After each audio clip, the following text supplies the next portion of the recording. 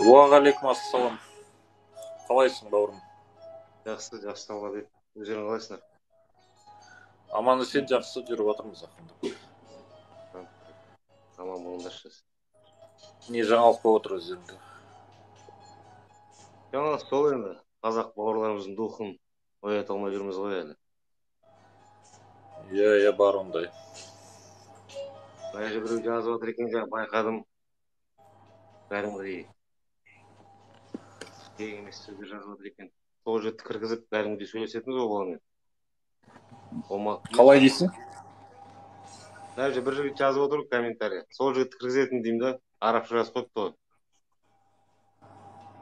Не деп жазып отыр ол? Өзің туралы оралман деп сені бөліп жатыр да. Мені айтып жатыр ма? Иә.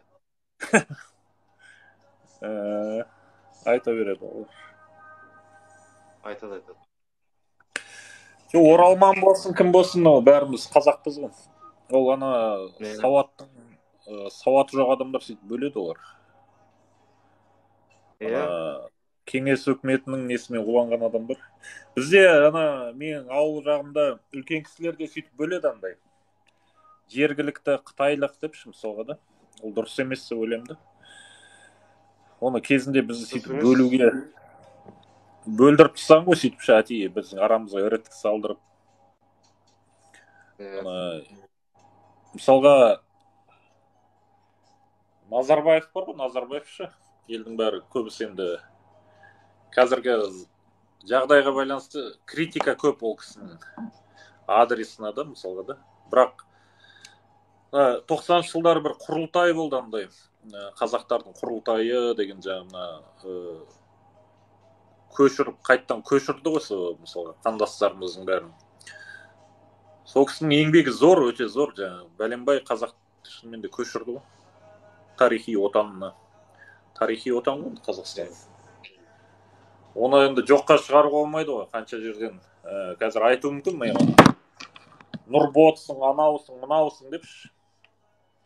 Бірақ ол еңбек жоққа шығаруға болмайды ғой. Айтатын нәрсені айту керек кез келген жерде. Мысалға